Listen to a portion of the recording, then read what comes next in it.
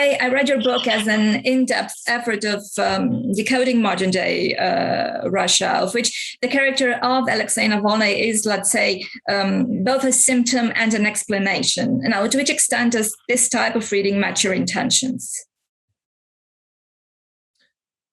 This is going to be the fun part of the interview where we decide who responds. Yeah, who's going to answer first? Yes. I mean, we could all take a stab. I think we definitely wanted this to be a book not only about the man, but also the movement. And Navalny, as well as his movement, have definitely responded to societal conditions in Russia. So it's not as if Navalny has come out of nowhere. It's not as if his movement has come out of nowhere. One of the reasons why Navalny is Navalny, turned into the type of figure that he became and the movement swelled, was because there are lots of grievances in Russian society, including in relation to corruption. So there are definitely structural issues why Navalny and his movement took the form that they did, but also that there seems to be something special about Navalny, but also the people around him, his team. So his unique mixture of charisma, his intelligence, his way with words, his ability to use social media that no other opposition figures seem to have. So it's that particular mix that means Navalny is Navalny, and he was able to put the movement together before it was crushed this year. But I'll hand over to Ioana and Morvan for some additional observations. No, I think you've summed it up well, and I think we tried to, in the book, to achieve a balance between these structural conditions that explain Navalny's trajectory, and also let's say the agency part, and where Navalny's special talent, let's say, has played a role also in shaping politics in general in Russia. So I think this is a correct reading. Yeah, and just to add a minor thing to that, as Morvan was just saying, we're also very keen to get across the working back, so the linking back of Navalny's actions into the conditions on the ground. So not just how Navalny was shaped by those conditions, but also how he in turn shaped these conditions. And what's happening in Russia now is pretty much a continuation of that line that we also draw out in the book. Oh, that's very interesting. Now, all biographies are difficult, I imagine, but choosing as your main topic somebody who is alive, often in danger, and controversial is very much a journey. Now, you start your narrative from this question that Aleksei Navalnîi hears on the plane, bringing him back to Russia from Germany, where he had received treatment. Aren't you afraid? Now, weren't you afraid to choose him as the subject of your book? That's an interesting question. I think for us it was pretty natural to choose him as a subject of the book, because in one or the other capacity we had been dealing with him and his movement and the conditions he's been working in as sort of separate academics, if you will. So we've all been working on these topics for quite a bit, and so this escalation of things earlier this year, when Navalny returned to Russia, prompted us to band together and sort of pool our individual research expertise on the topic to write a book on Navalny, with the intention, the clear intention, to go beyond academic circles and to present the research that we've been doing, that many others have been doing, to a sort of a broader readership. So we weren't really afraid to choose Navalny as a subject. For us, it came natural because we have been dealing with him. And also, we try and be objective, impartial. There are things in there that the Kremlin might like, but there are also things in there that the Kremlin won't like. And the same for Navalny's team. So I suppose one indicator of success will be if lots of people are angry with the book. I'm being slightly silly there, but it does get across the idea that we weren't trying to write a book that was clearly coming from, for example, Navalny's team, to sort of pump him up, to say, look, this is a hero. We point at the dark spots and we don't shy away from that. And we think that hopefully that's the strength of the book. book, that the reader will come away with a balanced take on who Navalny is, what his movement has been able to achieve, rather than this being some type of purely positive portrait. And it's interesting, you use the word biography, and I think naturally, inevitably, this book is going to be called a biography.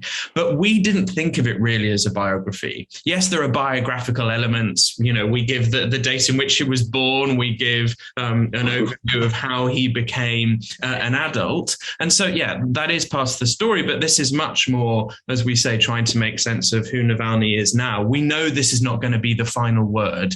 He's 45 years old. Lots of other books, lots of other great books will come out about him that maybe are much more like traditional biographies. But we just saw the need to produce a book for various different audiences who don't follow Russia closely to understand who Navalny is right now. And that's the sort of the hole that we tried to plug. Well, what I could add is, of course, there is an element of writing about somebody who is living still and his career is still developing is, of course, I might be a bit afraid about what's going to be the reaction of his followers and of people who have maybe a closer access to him or to his movement. But that's part of the game. So absolutely. Now, I'm glad you said this thing about a biography, which is not a biography. I was thinking that, literally speaking, it's more of a Bildungsroman. So it has all these bits to fit the puzzle, and the research and the pieces of journalism and the narrative and the observations on Russia's political climate. But I discovered a quote that I very much loved in the book. A few years ago, I had the opportunity of interviewing Ludmila Ulitskaya, one of the most respected Russian authors, and she says at some point that her ideal in terms of a political leader would be Havel, but not having Havel and with him not available, she supports Navalny. You know, this somehow fits what you said earlier, this shadows and bits of light on the character. This is a very controversial character. A man who started out as a liberal, who supports same-sex marriage, but in the same time discriminates based on ethnicity and so on. How does this unlikely political mix, let's say, function? I think that it is true that it is an unlikely political mix, and I think one of the ways to understand this mix is what we have tried to do is to show that this mix is the product of a dynamic, and that perhaps one of the most striking features of Navalny has been that he has always tried to adapt to shifting political conditions in Russia. And for instance, well, probably the most controversial page in his career was this, let's say, flirt with nationalism. And I mean, this is not, of course, to condone him or to approve of this turn to nationalism, but it's very clear when you look at the political context in Russia that there were a mix of factors that made nationalism attractive at that point and that make nationalism today pretty much less attractive. And I think that this is perhaps, one of the keys to Navalny, the character, and one of his main differences with other leaders of the opposition in Russia has been his will to adapt, to devise new strategies, new slogans to fit, and also to shape the agenda by basically not repeating the same thing all the time as some other people do in Russia. Now, it is clear that his different things for different people, would this be the main ingredient, adaptability, what makes Navalny Navalny? So I think there's two different parts to that story. One is the adapting over time, as Morvan has just outlined. So sensing what could be a position, a political demand, or a set of demands that can attract many people to his sort of position on anti-authoritarian and anti-corruption, which is sort of the ground, the base that he operates on very constantly. So adapting over time to different different situations, but all at the same time, and that has been increasing in recent years, presenting many things to different people all at once. And to presenting oneself as a screen to project hopes and fears and anger and all of that onto, and then sort of to use that to create a broad movement against United Russia, against Putin and the current authoritarian regime. So that has clearly also been part of his strategy, to provide people with different anchors where they can sort of see themselves in Navalny and in his demands, whether they come from a more left-wing liberal or more nationalistic, perhaps, platform. Yeah, I think that, building on what Jan has said, that characterization very much underscores that Navalny is a politician. So he thinks about coalitions, he thinks about different constituencies in Russian society with a view to trying to maximize his support. But also, if we're asking the question about what makes Navalny particular, what makes Navalny, he's single-minded. He's dogged in his determination. So if he says something, he doesn't really apologize for it. He rarely apologizes for it. In the West, I think there's very often been the question, well, why doesn't he apologize for the xenophobic, nationalist, racist things that he said in the past? Because surely that would be an easy way for him to move on. And I think one of the responses is that is just antithetical to Navalny's nature. He said it. It's on the record. He mentions, he rarely makes those types of statements, if ever. I suppose it's much more true to say he just doesn't make those types of statements now. But he's not going to apologize for them, because that just isn't who he is. And you can see that reflected in other ways in the way that he acts. So he certainly, before he went into prison, he would get into fights on social media, and he would clearly be very domineering, very aggressive almost. And that's just part of who he is. Now, we can ask the question, was Navalny born like that? Or was it because he has had to sort of turn into that, had to use that particular approach because he is working in a system that requires it in order to punch through, in order to engage with people when you're denied access to television, when you're dealing with actors who maybe are acting in bad faith. He has to adopt that approach. And so Navalny has been formed by the authoritarian environment more broadly. So we shouldn't forget his personality when we're trying to make sense of him beyond what his positions might be as a politician.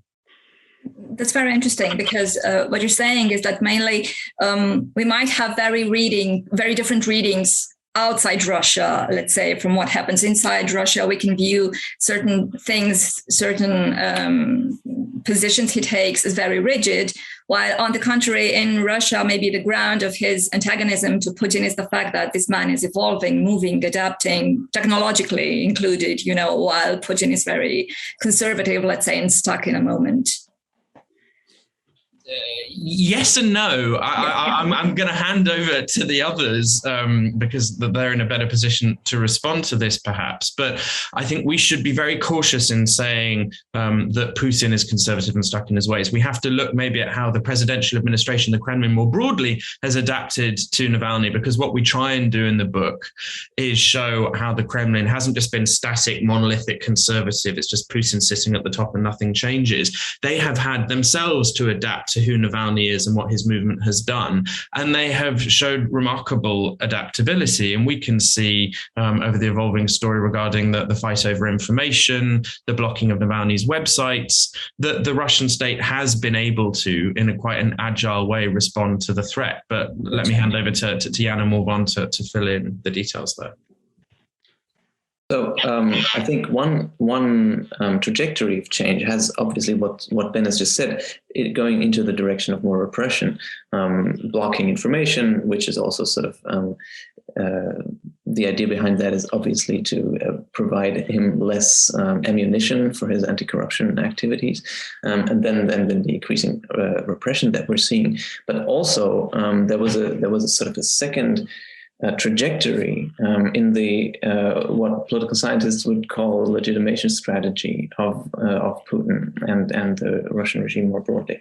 And so if we look at what happened in 2014, the annexation of Crimea, obviously that on the face of it, it was a reaction to what happened in Ukraine a few months earlier, to Maidan and taking over of government by a pro-Western government in Ukraine, and all the repercussions of that. But I think there's a good argument to be made that this was also very much motivated by domestic political interests on the Russian side, meaning that this provided an opportunity to Putin to present himself as the chief nationalist in quotation marks, of course, because that was still as a pretty Soviet type of nationalism, if you will, because it wasn't ethnic, but it was very much supporting the idea that Russia is a great power and that it should restore its old glory. And that has been appealing to many nationalists who were in the opposition before. And this very move of annexing Crimea has driven a strong wedge into the nationalist camp, to which Navalny used to belong a few years back. And so I'm not saying that was a reaction strictly to Navalny, but it was clearly intended to split opposition more broadly and also on the question of nationalism. So here we have a different type of reaction of the Russian regime, and we see that it's been evolving also in that regard.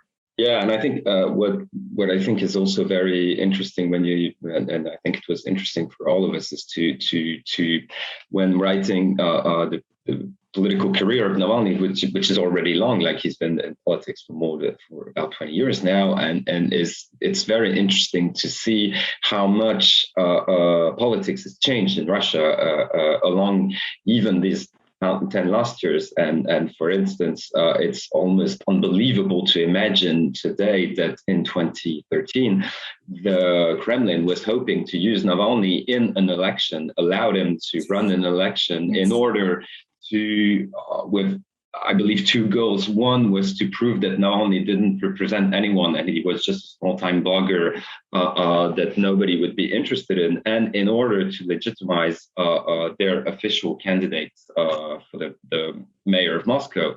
And this is only 8 years ago. But if you look at this, it feels like it's more like a century ago. And I think this is also why I think Navalny's story is interesting to understand what trajectory has been going in Russia in the last 10 to 20 years. It's very, I'm very glad you mentioned that, because as we established earlier, your book is common ground for historical analysis, for journalism, for all these little bits, all these facts that make up this larger than life character who is half hero and half villain. Now, what was for you the most challenging part of recording and bringing the story to life, let's say, in such a short time? We definitely wrote it very quickly because we wanted to get it out before the September elections, because we knew that these are crucial elections for the Kremlin. The reason why is because the 8th convocation of the State Duma is going to run across the next presidential election in 2024. And the political leadership in the country is nervous about how the elites are thinking about it, how the population is thinking about it. Putin has been in power for a very long time, and it's not clear that they have a viable succession strategy. So they want to make sure that they can resecure a constitutional majority to make sure that they can control the legislature, and that can be one area of stability. And so in order to make sense of that election, we thought that telling Navalny's story and the story of his movement was really important, partly because Navalny and his team have tried to coordinate tactical voting to frustrate the plans of United Russia, the Kremlin-backed party of power, to resecure that constitutional majority. What I said before about the presidential administration, the state, the Kremlin in Russia, adapting to the changing threat, we've seen this year a crackdown against the smart voting project.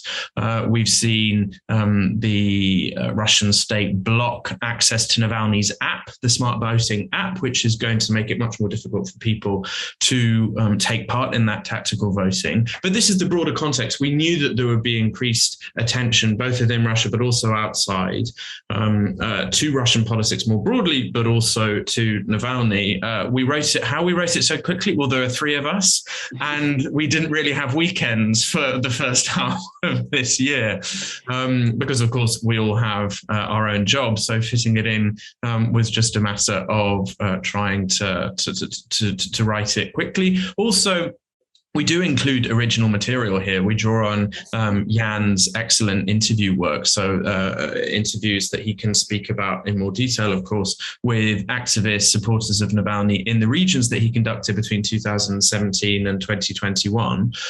So we had most of those interviews. The rest of the research, we weren't doing original research. We were drawing on, of course, our own background knowledge of Russia, but also on Russian journalism from the West, on Russia. So as a synthesis to try and make sense of Navalny, we didn't set out to write a book that would speak to all of his supporters, that would speak to people within the Kremlin. So we didn't have that mission, which meant that we could write it quickly. But as I say, it also means that we know that this isn't the final word. There will be other biographies, other books, I should say, that do take that approach that will take longer to write, I imagine. So these interviews I collected actually by accident, we might say, because I was traveling the Russian regions for my PhD research back in 2017, and that PhD research didn't have much to do with Navalny. It was about protests that happened 10 years ago in Russia and how they institutionalized in the regions and turned into civil society organizations. But at the same time, it happened to be that Navalny was conducting his presidential campaign. He was standing for, he was trying to end up on the ballot for the presidential elections in 2018, which he didn't end up on. But he was conducting a big campaign. He was opening campaign offices all across the country. And while I was talking to other activists about the protests 5 years ago, I was thinking, okay, I'm going to use the opportunity and also just talk to the Navalny people who had been opening offices all in every place that was going. And back then, that's really just 4 years ago, but it was just possible to walk into these offices and say, hey, I'm a researcher from Germany. I would like to do interviews with you. And then all of them agreed, or one or two perhaps declined, but really it was very easy. And that's also unimaginable today. Somebody just traveling the country, interviewing oppositionists in bright daylight, who don't hide, who don't go underground, who are not really very harshly repressed. Of course, there were repressions back then, but it was a different climate altogether. And so, yes, I was lucky. We live in this world in which our online lives, let's say, shape very much of our offline future. In Aleksei Navalny's case, what part does social media play as a political tool in his future now? Because this was a very important aspect of his becoming Navalny, let's say. Well, what I would say is that, of course, as we write in the book, we have a subtitle which is Navalny, the social media mogul, and which is, I think, a apt description of what he has done, because he has been deprived of access to television in Russia, which is, of course, the most important media in Russia today. He has been forced to use social media, and it has been quite impressive.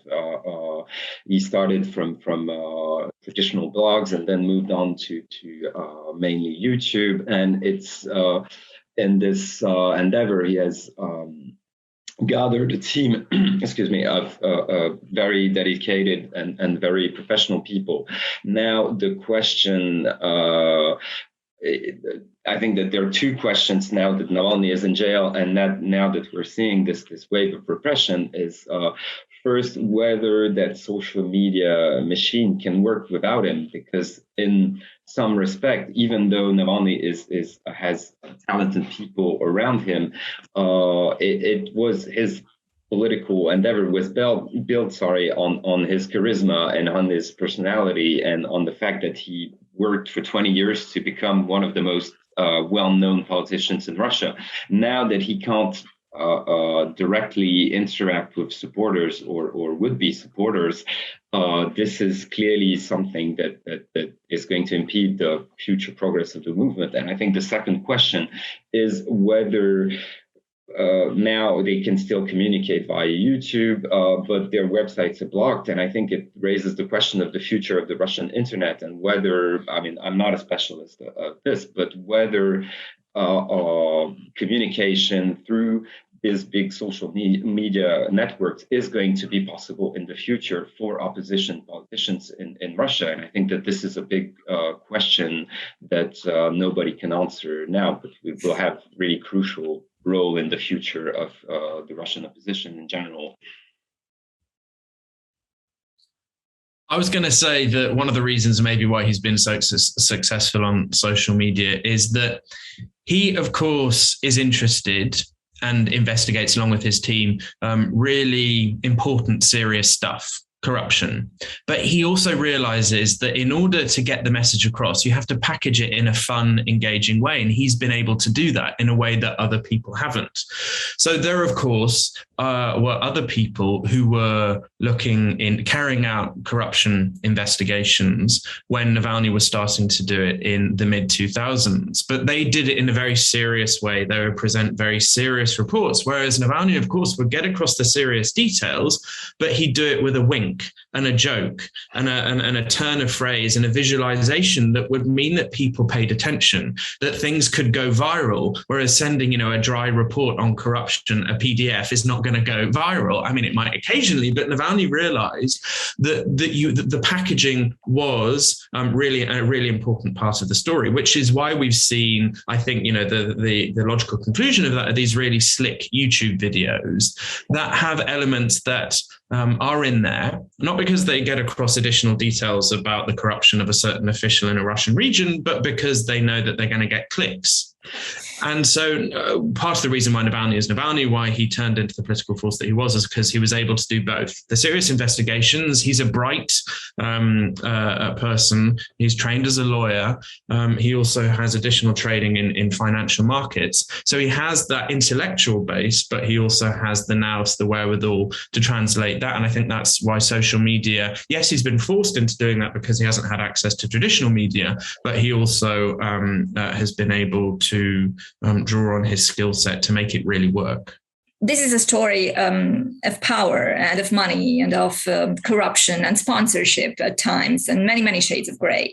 Now, how difficult do you think it is nowadays for the general public to internalize this very Russian story where, to quote Oscar Wilde, the truth is never pure and very seldom simple?